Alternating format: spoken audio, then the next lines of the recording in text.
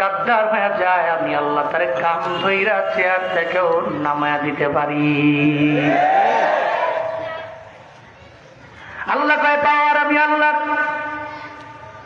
আমি আল্লাহ তো রাজত্বের মালিক,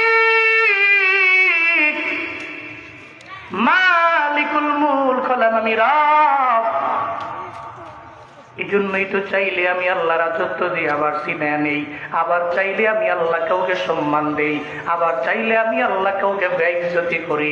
কারণ সবার তো জানা আছে আমার আল্লাহর তো কারো দরবার থেকে কোনো বিষয় করার জন্য পারমিশন নেওয়া লাগে না, অনুমতি নেওয়া লাগে না। এই তাহিরপুরের মুসলমানেরা আমায় বলেন না, সর্বময় ক্ষমতার মালিক একজন, চিল্লা বলেন তার নাম।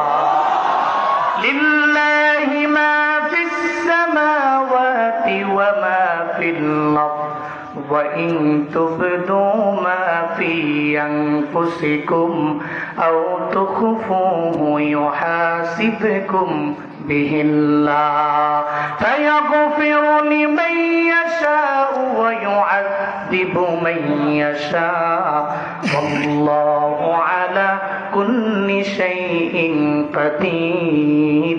চিল্লে পড়েন আল্লাহু আকবার। আরো জোরে আল্লাহু আকবার। আল্লাহ পাক বলেন আসমানের নিচে জমিনের উপরে যা দেখো সব আমি আল্লাহর জন্য, সব আল্লাহর গুণগান গায় রবের জন্য, সবই তো আল্লাহর জন্য। যদিও আশরাফুল মাখলুকাত ফজরের নামাজের সময় ঘুম থেকে জাগে না, 3টা পর্যন্ত মোবাইল চালাইয়া ঘুমায় গেল ফজরের নামাজের 2 ঘন্টা আগে। আজান দেওয়ার পরেও মুয়াজ্জিনের কথা তো কানের মধ্যে ওর যায় না। যতই আজানের ধ্বনি তার কানের মধ্যে আসে ততই কম্বল আরলে তার মাথার দিকে আরো বেশি উপরে উঠে, নামাজের মধ্যে যায় না। অথচ দেখো তোমার ঘরের একটা খোয়ারের মুরগি আজান শুনে ঘুম থেকে লাফ দিয়া জেগে গেল। সুবহান কুদ্দুসুম রব্বুনা ওয়া রব্বুল মালাইকাতি ওয়ার রূহ। এটা তো মুরগিও বলে রবের তাসবিহ জপে। শুধু তাই না, আপনার ঘরের যে গোয়াল আছে এই গোয়ালের গরু আমার রবের তাসবিহ জপে, আমার রবের গুণগান গায়। জমিনের মধ্যে এমন কোন মাখলুক নাই যেই মাখলুক আমার রবের গুণগান গায় না, আমার রবের কোনো কীর্তন করে না। কিন্তু কপাল পোড়া মুসলমান নিজের মুসলমান দাবি করে। ওয়াজও শুনে, যেদিন ওয়াজ শুনছে যেই রাতের বেলা, ওই রাতের বেলায় ওয়াজ শুই না বাড়ি যাওয়ার পরে ফজরের নামাজে হারিকেন দিয়াও পাওয়া যায় না। কিরে মুসল্লি, এত বড় সামেঈন সেজেছ,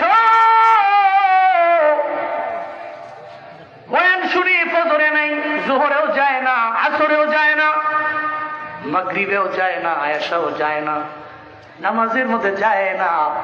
আবার কয় আমি নামাজ পড়ি না তো কি হয়েছে, ইমান তো ঠিক আছে। এরকম কথা বলে কি বলে না?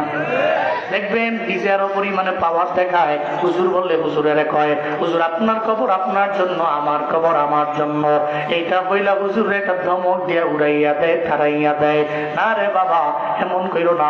জমিনের মধ্যে তুমিও যে তুমি যদিও আল্লাহরে ডাকো না, আল্লাহরে ডাকার মতো, আমার মাওলার তাসবিহ জপার মতো, আমার মাওলার গুণগান গাওয়ার মতো এই জমিনের মধ্যে মাখলুক আছে না? না, আল্লাহ সেটাই বললেন। আসমানের নিচে জমিনের উপরে যা আছে সব মাওলার গুণ কীর্তন করে, সব আমার রবের জন্য, রবের গুণগান গায়। তবে মনে রেখো, তুমি যাই করো আর না করো, ওয়াইন তুবদু মা ফি আনফুসিকুম আও তুখফুহু ইউহাসিবকুম বিহিল্লাহ। তুমি যাই করো আর না করো, যা গোপনে করো প্রকাশ্যে করো, যত অন্যায় করো, এই সব ব্যাপারে আল্লাহর দরবারে হিসাব দেওয়া লাগবে কি লাগবে না? আল্লাহ হিসাব নিব। করায় করায় গন্ডায় গন্ডায় আমি আল্লাহ তোমার দরবার থেকে আমি আল্লাহ অবশ্যই হিসাব নিব রে বান্দা। ফামাইয়া আমাল مثقال ذرة خيرا يره ومن يعمل مثقال ذرة شرا يره চিল্লা পড়েন আল্লাহু আকবার। আল্লাহ পাক বলেন, অনু থেকে অনুপরিমাণ তুমি নেক আমল করেছো, সব নেক আমলের হিসাব আমি আল্লাহ তোমাকে পাই টু পাই সব আমি আল্লাহ তোমারে বুঝিয়ে দিব। আবার অন্য থেকে অন্য পরিমাণ, জাররা থেকে জাররা পরিমাণ তুমি গুনাহ করলা, এই ব্যাপারে রবের দরবারে হিসাব দেওয়া লাগবে। তবে মনে রাখো, আমি আল্লাহ তো তোমার নেতার মতো না, আমি আল্লাহ তোমার লিডারের মতো না।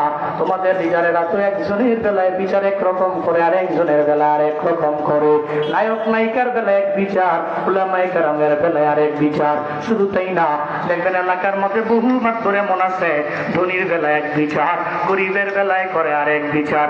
ধনীর বলায় যদি অন্যায় করতে করতে 7টা খুনও যদিও করে ফেলে, ধনীর বলারে ধরে না, 2 আনাও বিচার করে না। আর গরিবের বলায় অন্যায় করলে 16 আনা বিচার করে তারে ছাড়ে না। এমন বিচারক সমাজে আছে না? না, ধনীর বলার বেলায় বিচার নাই। কিরে লিডার, ধনীর বলার বেলায় বিচার করো না কেন? ধনী তো ধনী, মোস্ট রিচেস্ট, ও তো টাকাওয়ালা। এই কারণে ও তো গোপনে গোপনে আমার পকেটের মধ্যে টাকা ঢুকাইয়া দিয়া গেছে। এই কারণে ধনীর পোলার বেলায় কোনো বিচার নাই। কিন্তু গরিবের পোলার বেলায় ঠিকই অন্যায় করে, সেম সেম অপরাধ। গরিবের পোলার বেলায় বিচার ছাড়ে না, ধনীর পোলার বেলায় করে না।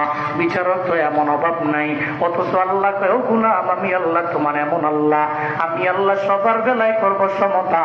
আমি আল্লাহ আহকামুল হাকিমিন, আমি তোমার এমন আল্লাহ। ফায়াগফিরু লিমান ইয়াশা ওয়া ইউআযযিবু মান ইয়াশা। আল্লাহ কয়, আমি আল্লাহ চাইলেই তোমারে ক্ষমা করে দিতে পারি, আবার আমি আল্লাহ চাইলেই আযাবের মধ্যে গ্রেফতার করতে পারি। এই কাহিপুরের মুসলমান আমায় বলেন না, আমাকে আপনাকে যদি আল্লাহ মাফ করে জান্নাতের মধ্যে দেয়, আমার আল্লাহর কারো দরবার থেকে পারমিশন নেওয়া লাগবে, অনুমতি নেওয়া লাগবে?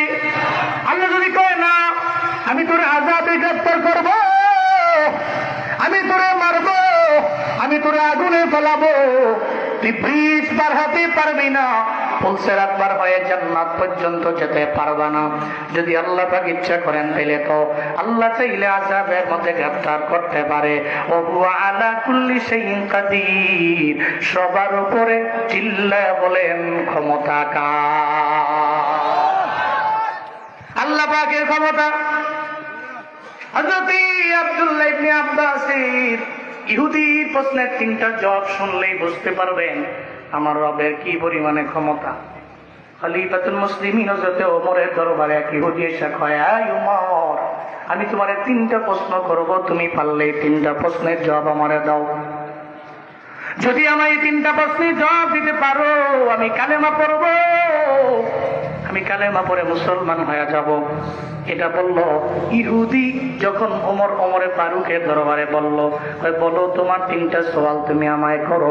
নাম্বার 1 প্রশ্ন হলো, এই জমিনের মধ্যে এমন একটা জায়গার মধ্যে সূর্যের কিরণ পড়েছে, এর আগেও পড়ে নাই, কিয়ামত পর্যন্ত পড়বে না, এমন একটা সময় পড়লো, তুমি বলো এই জায়গাটা কোন জায়গা, আর কার সঙ্গে ঘটলো এই ঘটনা, এই ব্যাপারে তুমি বলতে পারলে আমি কালেমা পড়বো। এটা নাম্বার 1 সওয়াল।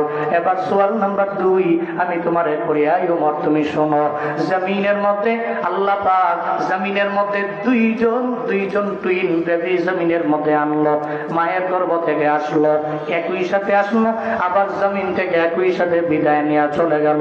তবে 2জন তো একই বয়সে হওয়ার কথা, 2জনের মাঝে বয়সের ডিফারেন্স হয়ে গেল 100 বছর। তুমি বলো না এটা কার বেলায় হলো, কার ব্যাপারে ঘটলো? কোরআন থেকে বলা লাগবে। যদি বলতে পারো তাহলে আমি কালেমা পড়ে মুসলমান হয়ে যাব। সওয়াল নাম্বার 3, খলিফাতুল মুসলিমিন উমর 3 নম্বরে সওয়াল। 3 নম্বরে প্রশ্ন হলো, এই জমিনের মধ্যে এমন একটা লাশ আছে, মুর্দা আছে, ওই মুর্দাটা কবরে ঢুকছে, কবর মুর্দারে নিয়ে ঘুরছে, 40 দিন পর্যন্ত ঘুরার পরে কবরের মধ্যে রাখতে পারে নাই, কবর থেকে বের করে দিছে। বলো না কার বেলায় ঘটলো আর কেন এমন হলো? যদি 3টা সওয়ালের জবাব তুমি দিতে পারো, তাহলে আমি এখনই কালেমা পড়ে মুসলমান হব। চিল্লায় পড়া যাবে কি মারহাবা? 3টা সওয়ালের জবাব তুমি আমায় দাও। আব্দুল্লাহ ইবনে আব্বাস পাশে দাঁড়িয়ে আছেন, উনি ডেকে বলে, ওমর, যদি আমারে বলেন তাহলে আমি নিজেই 3টা সওয়ালের জবাব আমি নিজেই দিয়া দিব। অথচ তখন ওনার বয়স কত? তখন ওনার বয়স মাত্র 12 বছর। সুবহানাল্লাহ, জুড়ে কয় না? মাত্র 12 বছরের আব্দুল্লাহ ইবনে আব্বাস কয় 3টা সওয়ালের জবাব আমি দিয়া দিব। অথচ আমরা 12 বছরের পোলাপানেরা